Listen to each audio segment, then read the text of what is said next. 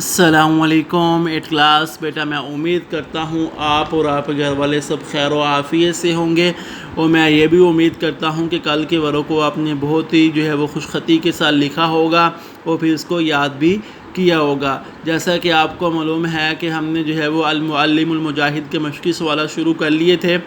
بک کے page number 34 پہ آج وہ تدریب الاول کریں گے۔ آج کی ڈیٹ ہے 3 جون 2021 بروز جمعرات۔ بسم اللہ الرحمن الرحیم۔ عجب عما یاتی، کہتے ہیں کہ وہ مدرجہ ذیل کے جوابات دیں۔ یہ سوالات آ رہے ہیں، ان کے جواب دینے۔ نمبر 1 ہے این نشأ مصعب بن عمیر رضی اللہ تعالی عنہ، حضرت مصعب بن عمیر رضی اللہ تعالیٰ عنہ نے کہاں پرورش پائی؟ تو اس کا جواب ہے نشأ مصعب بن عمیر۔ یہ نشأ ہے نا، یہاں سے مصعب بن عمیر رضی اللہ تعالیٰ عنہ فی مکہ المکرمہ، حضرت مصعب بن عمیر رضی اللہ تعالیٰ عنہ نے مکہ مکرمہ میں پرورش پائی۔ مکہ فی مکہ المکرمہ۔ نمبر 2 ہے ما الدلیل علی حب الاسلام، اسلام کے لیے آپ رضی اللہ تعالیٰ عنہ کی محبت کی کیا دلیل ہے؟ اس کا جواب ہے الدلیل انہ اسلم اولا وآثر الایمان علی الکفر وحاجر وقاتل الکفار فی غزوۃ بدر واحد وفاز بالشہادۃ للاسلام۔ یہ اس کا جواب ہے۔ نمبر 3 ہے لماذا بعثہ رسول اللہ صلی اللہ علیہ وسلم لأہل یثرب، اس کا جواب ہے بعثہ رسول اللہ صلی اللہ علیہ وآلہ وسلم لأہل یثرب الی اہل یثرب لیعلمہم القرآن الکریم واحکام الدین۔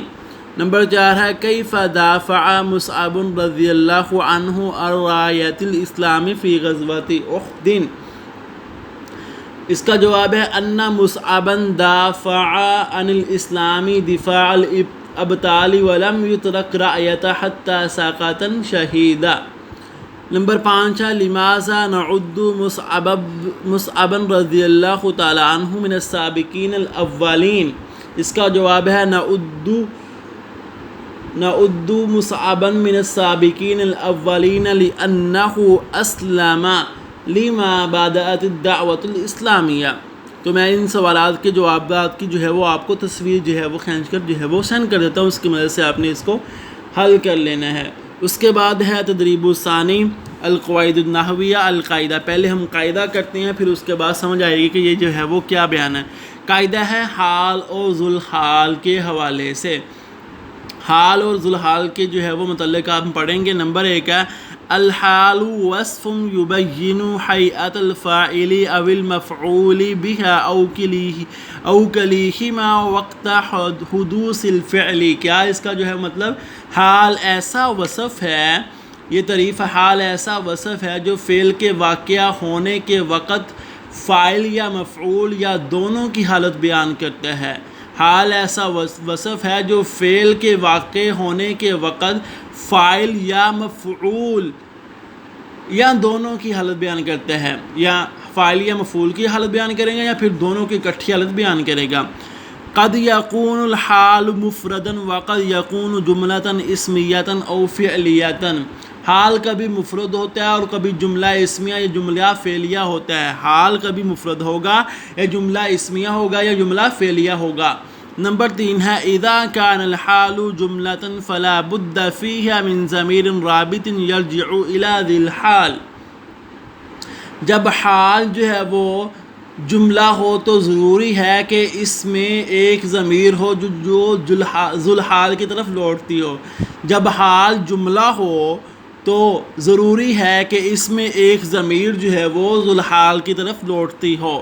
نمبر 4 ہے اذا كان الحال جملۃ اسمیۃ فہی تبدأ بالواو، جب حال وہ جملہ اسمیہ ہو اس وقت وہ واو سے شروع ہوتا ہے۔